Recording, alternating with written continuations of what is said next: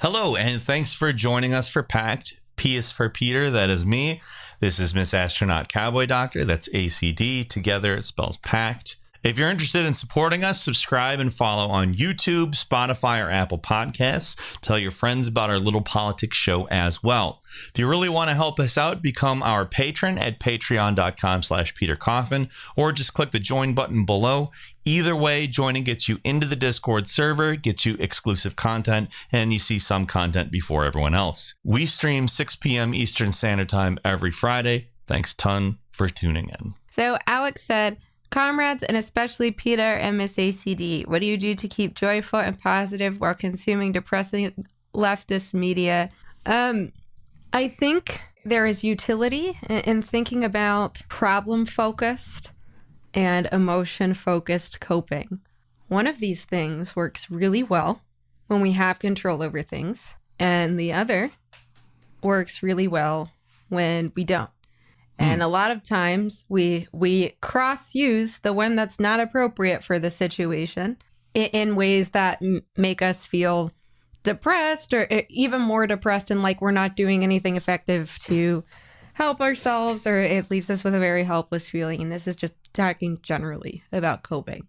And of course, these things are mutually exclusive things that you have to do at once. But I find, to be clear, the problem or solution-focused coping is very effective when you have some degree of control over a situation. Problem-focused coping is, what can I do to impact this? You think about what the problem is. You develop different possibilities of how to handle it. You evaluate those possibilities and then you apply them. Boom. And then that's a great way to cope with the situation because you've just done what you could do to remove a problem. Emotion-focused coping, on the other hand, is for situations or works best for situations where we don't have a lot of control. And in those cases, that would be focusing on how we can best regulate not our actions because we can't really do anything about it, but what can we do for ourselves to optimize our emotional response to a situation and our relationship to a situation that we can't control. And so that might be, engaging in things that we like to do. That might be, approaching the situation more mindfully, taking an acceptance-based approach to things, all those kinds of things that you would think of when trying to make yourself feel better when there's nothing you can do. So for myself, that is, commitment to my work, continuing to prioritize marginalized socially and economically individuals in my research. And that's what I've dedicated my life to. So that's what I do. For another person, that might be talking to their coworkers and organizing the workplace. For another person, that might be, writing essays for a living that disseminate and analyze this content. For other people, it might just be talking to friends and family that could benefit from hearing these ideas. For others, it might be community activism, and that's all of these are great. Whatever you can do. Those are problem-focused coping strategies. A lot of this, however, as much as many consumer activists might disagree with this, is not in our control.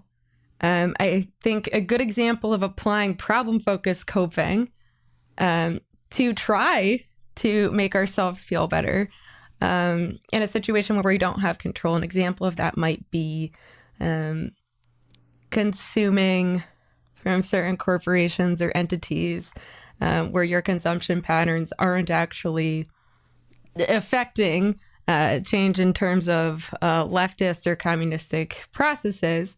That would be maladaptive because you're kind of deluding yourself. But an emotion-focused approach to those things that we can't control would be taking care of ourselves, not kidding ourselves, doing what we can in the problem-focused coping way. And then in an emotion-focused piece, we got to accept that we have limitations as individuals.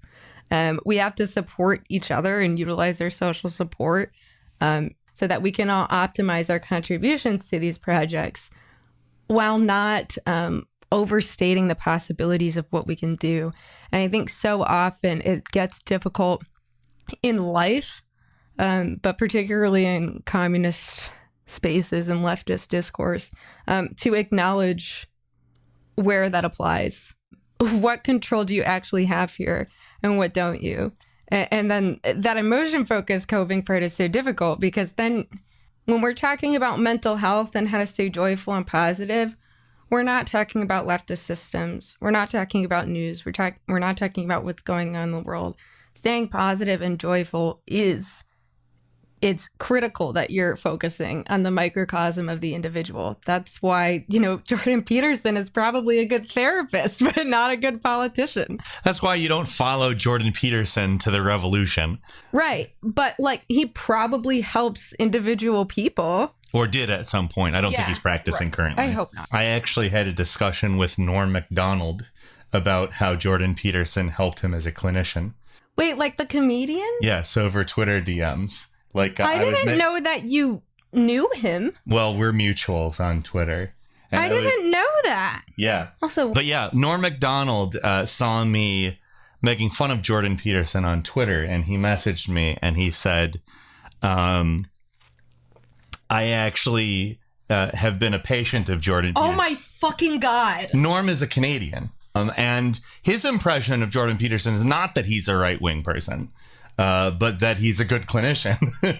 So in terms of what Jordan Peterson does, I think that that's a really interesting thing to think about, because you might have somebody like a Norm Macdonald who is a very big name and can actually say things that a lot of people hear that has a completely different perception of him.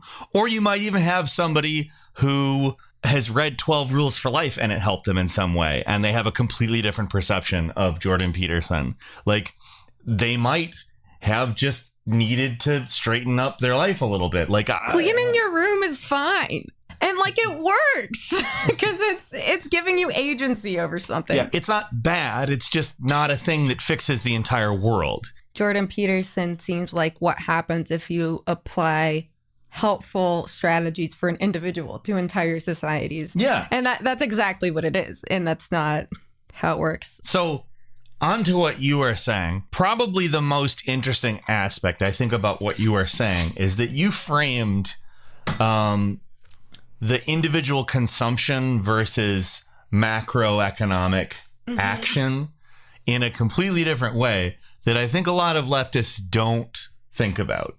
When somebody says you should consume this way or you should do this thing individually, and this will eventually cause some form of change on the supply side, it's false. It's fake. It's made up by our writers. Consumer activism is sort of playing into the idea that the market does what you've been told it does your entire life. The idea that demand drives supply. You just give it different demand and suddenly it's going to clean itself up. The fact that that doesn't change things is the whole reason why systemic change is necessary.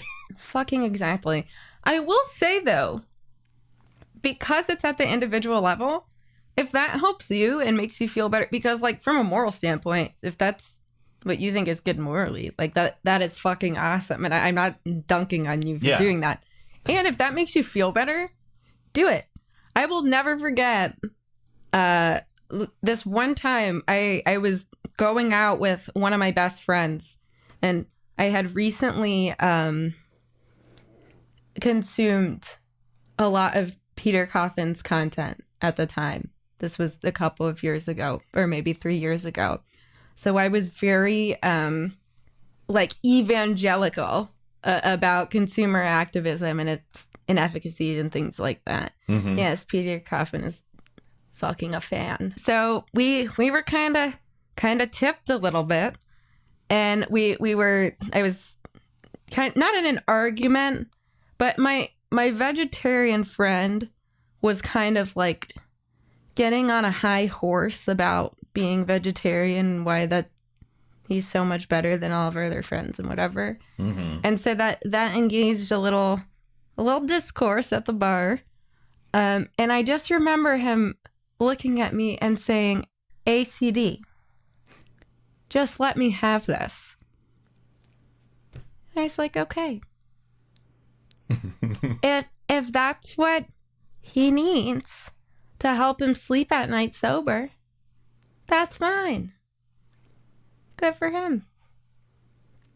So if that works for you, you should do that too. Yes. The thing that I was getting at is not so much that it's wrong to do a thing, which is consumer oriented. But as you said, leftists often get these things mixed up, these types of coping strategies mixed up.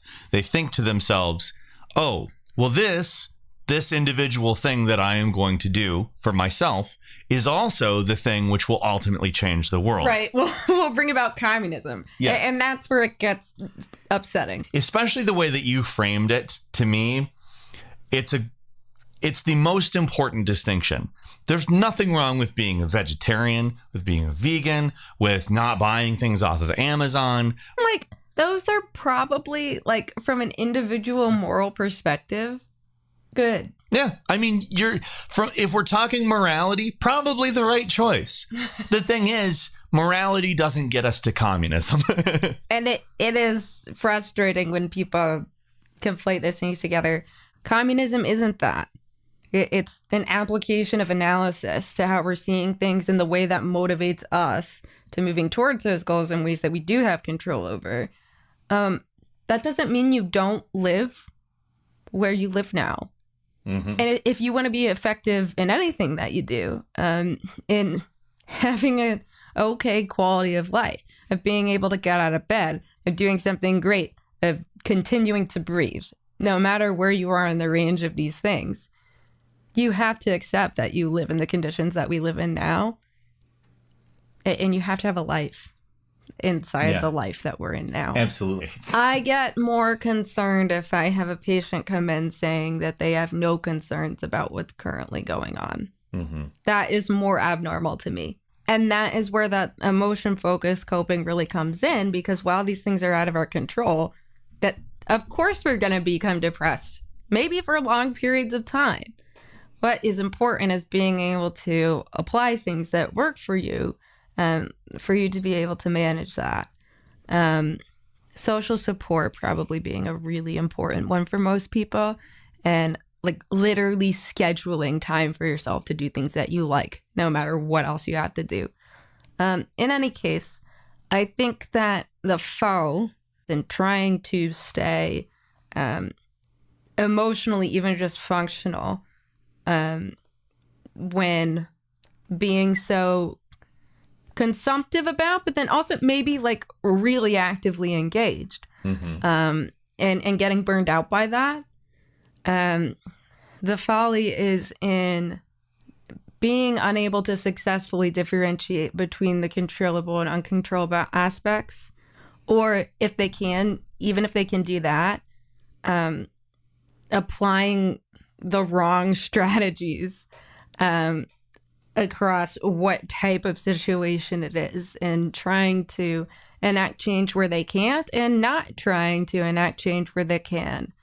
When you are doing things that are for your own sake to help you, and they're not things that will actually change society, if you get to that point and somebody says to you, that is consumer activism, that's not actually changing the world, what we end up getting to is a situation where, rather than accepting that this is for me, right, people double down. This is for me and my morality. People double down and say, no, this is communism. Shopping at Amazon, that's the problem. If we just stop doing that.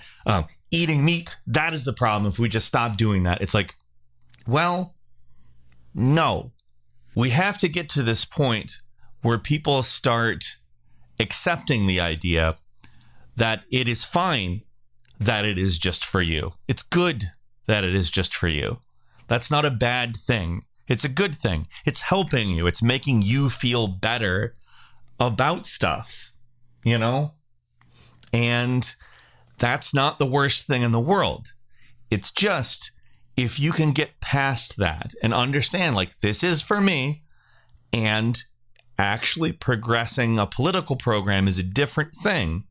If we could get to that point where people aren't so touchy about it and people aren't defending their stuff that is for them as an instrument for systemic change, we would probably have an easier time getting people on board for larger programmatic type work. And we can start this right now. We can do a mindfulness exercise right here. So everybody assume a comfortable position. Just observe your thoughts like clouds. Don't judge them. Just watch them come and pass. And just know that by watching this stream every week, you are not doing anything to enact communism. And we can accept that, and we can still have fun, and we can learn, and we can become more educated and have discussions that are helpful. But this and anything else that you watch, we're not bringing about communism. And doesn't everybody just feel so liberated right now? It's freeing. Mindful meditation. There we go. Okay. Good. I'm glad we're all here. In Utopian and Scientific, they talk about utopian societies requiring mass adoption of an ideology in order for the society to function. The same logic can be used to discuss Amazon and vegetarianism. The utopian versus scientific argument is entirely about how the utopian society exists in the mind, more or less. And it is, again, about ideology. The sort of liberal conception, the liberal socialist conception, is that all you really have to do is convince enough people that this should be how we do things, and you'll eventually get there, which is not true. That is not how that works. A, there's lots of contradictions to nullify. That's the whole thing. But B, power doesn't work that way. Like, my favorite example to cite is that depending on how you ask the question, between 6 and 8 out of every 10 people in the United States believe in climate change, which, if you think that public opinion is all that's necessary to change something, it should change now, or already. It should already be changed. It's about awareness. It's about awareness. Let's have an awareness day or an awareness month. The problem is that power is held by a tiny class of people, and they make all the fucking decisions. Wait, Peter, are you saying that you don't think communism is just where everybody gets a free ice cream? I am saying that. In fact, we've articulated an argument against that right now. And I also want to say that people who tell you that communists are advocating for a society in which everyone gets a free ice cream is just repeating right-wing bullshit.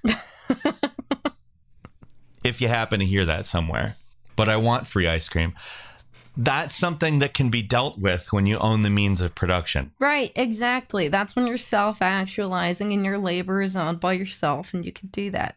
Also, another good point to that is that even though you're living in the current society and we're not in communism, doing things that you enjoy doing is like your own little modicum of like freedom that you do have, kind of, no matter who you are, to adjust to your conditions. And that is your only avenue that you have to even approaching or waxing on self-actualizing.